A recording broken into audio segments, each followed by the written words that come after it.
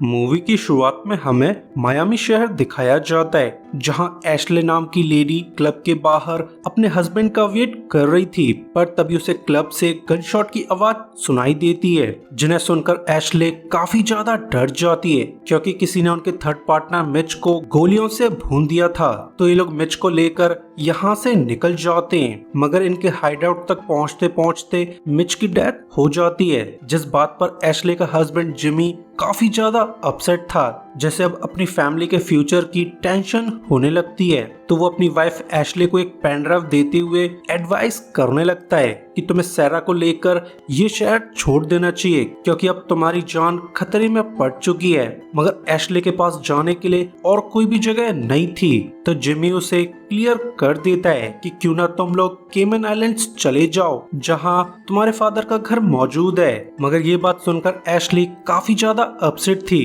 क्योंकि पिछले 10 साल में उसने अपने फादर को कांटेक्ट नहीं किया था। मगर फिलहाल के लिए वो जिमी की बात मान लेती है, जिसके चलते वो घर लौटकर अपनी बेटी सैरा को तैयार करने लगती है, ताकि अगली फ्लाइट से ही केमन आइलैंड जाया जा सके। वहीं दूसरी तरफ जिमी अपने पार्टनर की डेड बॉडी को ठिकाने लगाने लगता है, मगर उसकी एक्टिविटीज के बारे में बैड गाइज को पता चल चुका था, जो लोग जल्दी से जिमी को कैप्चर कर लेते हैं। और फिर जल्द ही सुबह हो जाती है, जहां एशली अपनी बेटी को केमन आइलैंड जाने वाली फ्लाइट में बिठा देती है, और इसी दौरान बैड गाइज यहां आ जाते हैं, जो जिमी की तरह एशली को भी कैप्चर कर लेते हैं। जिसके बाद हमें केमन आइलैंड्स का सीन दिखाया जाता है, जो कि एक गजब का टूरिस्ट स्पॉट था, और इसी वजह से सैरा के ग्रैंडपा यहाँ पर रिटायरमेंट लाइफ जी रहे थे।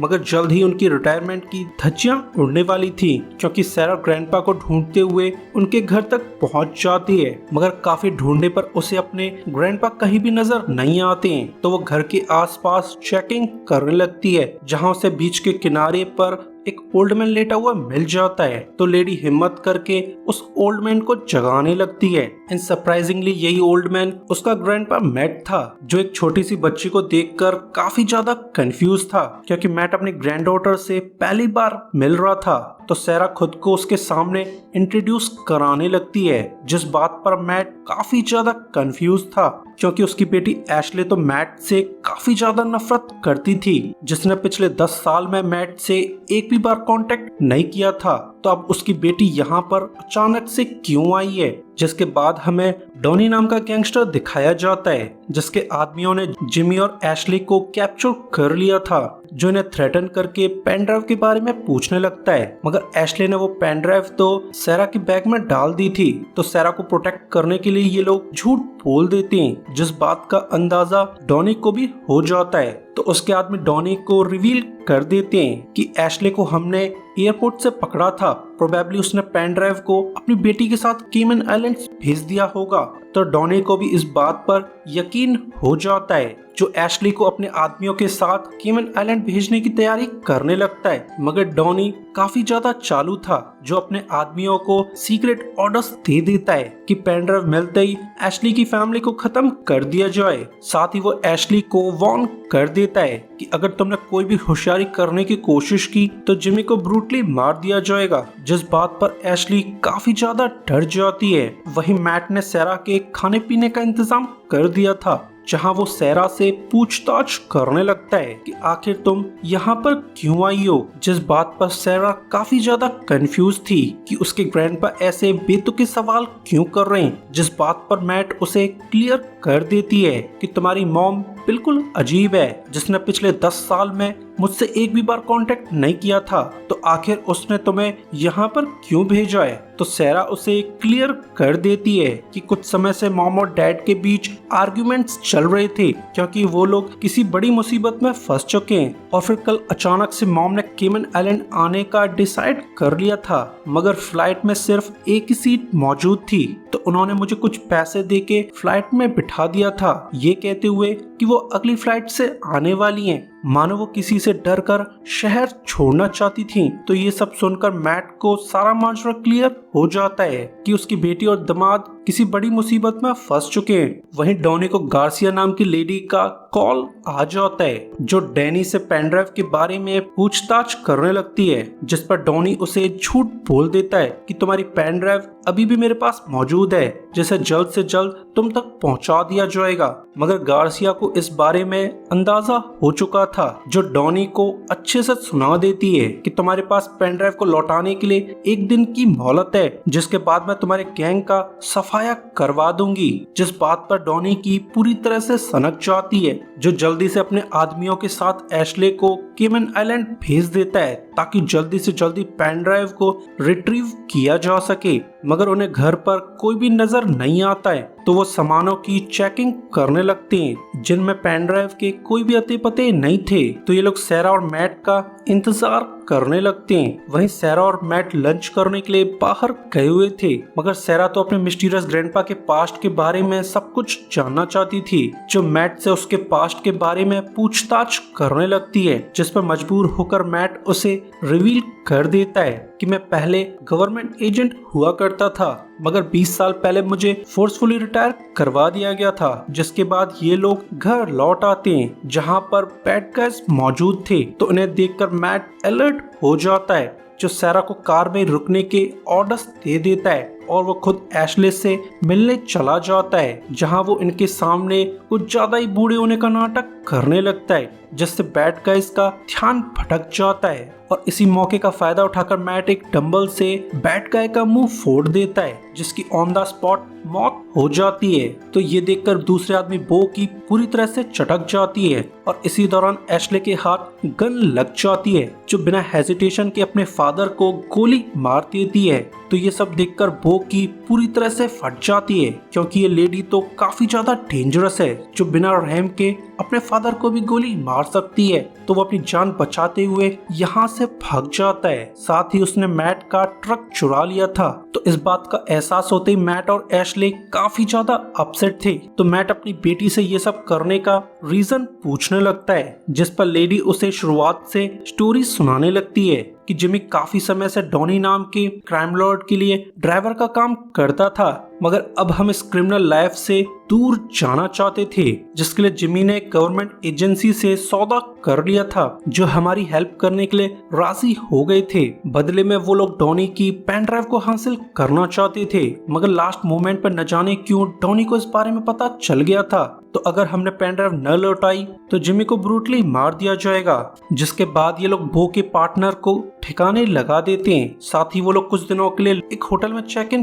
करा लेते हैं। वहीं बो अभी भी काफी ज्यादा डरा हुआ था, जो अपने बॉस को कॉल करके मिशन फेलियर की रिपोर्ट कर देता है। साथ ही वो अपने बॉस को रिवील कर देता है कि बॉस वो लेडी एशली काफी ज्यादा खतरनाक है, जिसने बिना रहम के अपने फादर को एक गोली मार दी थी। तो मैं अपनी जान बचाने के लिए वहां से भाग निकला था, जिस बात पर डॉनी काफी ज्यादा अपसेट था। तो बो उसे रिवील कर देता है कि इस समय मैंने एशली की बेटी को कैप्चर कर लिया है, जिसे हम लेवरेज की तरह यूज कर सकते हैं। तो फिलहाल के लिए डॉनी के मन को शांति मिल जाती है, जो मैटर को हैंडल करने के लिए अपने 3 और आदमी भेजने लगता है। तो वो कुछ सोचकर एक होटल में चेक इन करा लेता है, मगर उसे इस बात का जरा भी अंदाजा नहीं हुआ था कि बगल वाले रूम में मैट और एशले मौजूद थे। जिसके बाद मैट अपनी प्रीवियस बॉस ड्रिस को कॉल लगा देता है, जो कि एक गवर्नमेंट एजेंसी की चीफ हुआ करती थी। तो वो ड्रिस से मदद मांगने लगता है ताकि जिमी और डॉनी के बारे में पता लगाया जा सके। मगर मैट को इस बात का एहसास नहीं हुआ था कि ड्रिस खुद ही डॉनी की पेन ड्राइव को हासिल करना चाहती है। साथ ही ड्रिस ने ही जिमी को कांटेक्ट किया था, मगर वो इस बारे में मैट को फिलहाल के लिए कुछ भी रिवील नहीं करती है। जल्द ही डॉनी के भेजे हुए गुंडे केमन आइलैंड आ जाते हैं, मगर जब वो लोग बो के रूम जा रहे थे तब एशले उन्हें यहाँ आते हुए देख लेती है। तो मैट मौका पाते ही बंदे को रूम में खींच लेता है, जिसे वो नीचे डालकर अच्छे से रगड़ देता है। तो ये सब देखकर बाकी दोनों काफी ज्यादा कंफ्यूज थे, मगर जो भी उन्हें इस ओल्ड मैन का सामना करना होगा। तो वो लोग रूम का दरवाजा तोड़कर अंदर आ जाते हैं, जहां अब तक मैट ने अपनी बेटी को रस्सी से नीचे उतार दिया था। तो इनके बीच फाइट चालू हो जाती है, जहां मैट एक ही हाथ से इन लोगों की धज्जियां उड़ा देता है। मगर अब एशली काफी ज्यादा कंफ्यूज थी कि आखिर उसके फादर इतने लोगों का खून कैसे कर सकते हैं, जिस बात पर मैट ध्यान नहीं देता है। वहीं बो ने ये सब मारकाट होते हुए देख ली थी, तो वो इस बारे में अपने बॉस को इन्फॉर्म कर देता है कि बॉस कांग्रेचुलेशन, तुम्हारे भेजे हुए 3 गुंडे यहाँ आने से पहले ही मर चुके हैं। एंड कसम से बॉस, मैं इस मैटर में फंसना नहीं चाहता हूँ, क्योंकि एशली और उसके फादर कुछ ज्यादा ही खतरनाक हैं। तो ये सब सुनकर डॉनी की पूरी तरह से सनक जाती है, जो खुद ही केमन आने का प्लान बनाने लगता है। वहीं मैट एशली को लेकर अपने दोस्त की बोट पर चला जाता है, जो पास्ट में मैट का टेक्निकल सपोर्ट हुआ करता था। तो ये लोग जोई की मदद से पेन ड्राइव को एक्सेस करने लगते हैं, जिसका डाटा देखकर इनकी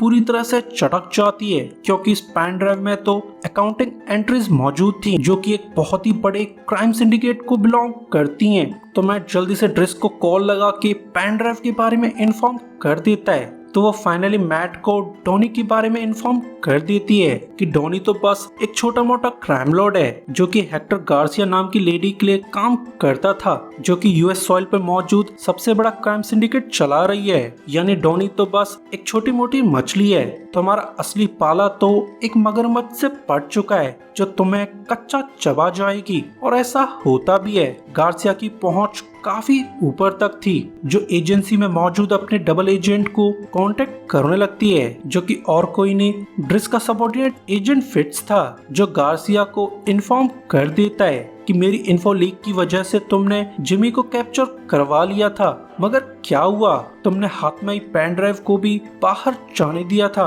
और अब तुम्हें फिर से मेरी हेल्प चाहिए। जिस बात पर लेडी ध्यान नहीं देती है, बल्कि वो तो मैट के बारे में पूछताछ करने लगती है, जिस पर फिट्स उसे क्लियर कर देता है कि मैट असल में एक स्पेशल ऑप्स हुआ करता था, जो मेरी बॉस के लिए काम कर चुका है। और मेरी मानो तो मैट से पंगा मत लेना, क्योंकि वो आदमी पूरी तरह से किलिंग मशीन है। मगर गार्सिया उसकी बातों पर ध्यान नहीं देती है। वहीं डॉनी अपने आदमियों के साथ केमन आइलैंड पहुंच चुका था, जहां वो बो के पास जाकर उसे सेरा को मारने के ऑर्डर्स दे देता है। मगर बो इतना भी बुरा आदमी नहीं था, जो इस काम को करने के लिए हेजिटेट करने लगता है, क्योंकि वो किसी भी छोटी बच्ची का खून करना नहीं चाहता था। वहीं डॉनी मैट का पता लगाते हुए उसकी बोट तक पहुंच जाता है, मगर इस बात का अंदाजा मैट को भी हो गया था, जो एक एक करके डॉनी के आदमियों को मारना चालू कर देता है, जिससे इनके बीच तगड़ी गनफाइट चालू हो जाती है, जिसमें जोई भी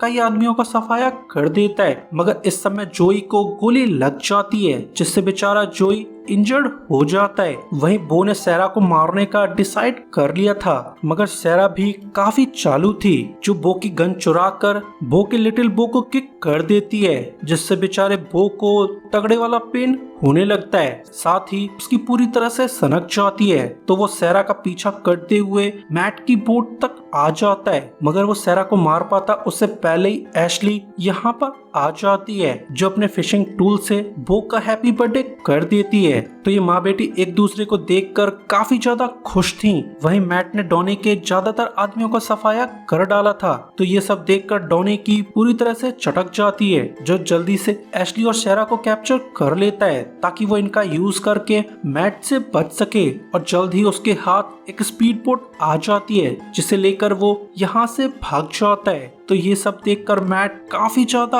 अपसेट था, जिसके बाद मैट अपने फ्रेंड जोई को हॉस्पिटल तक पहुंचा देता है, क्योंकि जोई इतनी गोली लगने के बाद भी अभी तक जिंदा था। मगर अब उसे सेरा और एशली की फिक्र होने लगी थी, तो वो मायामी जाने की तैयारी करने लगता है। साथ ही ड्रेस उसे इन्फॉर्म कर देती है कि डॉनी और उसके गैंग को एजेंसी से हेल्प मिल रही है। प्रोबेबली एजेंसी में कोई ट्रेटर है, जो शुरुआत से ही गार्सिया के लिए काम करता आ रहा है। ऑब्वियसली ड्रेस को एजेंट फिट्स पर शक हो चुका था, जिसके बाद हमें गार्सिया का घर दिखाया जाता है, जहां पर काफी ज्यादा सिक्योरिटी थी। ऑब्वियसली वो लोग मैट के आने का इंतजार कर रहे थे। तो गार्सिया एशली और सेरा को थ्रेटन करने लगती है कि तुम्हें हमारे साथ कोऑपरेट करना होगा, वरना तुम सभी को बहुत बुरी मौत मारा जाएगा। जिस बात पर ये दोनों लेडी ध्यान नहीं देती हैं। और इसी समय ग्रैंडपा मैट बाहर आ चुके थे, जो फुली गियर अप होकर विला में एंटर कर जाते हैं, जहां मैट एक एक करके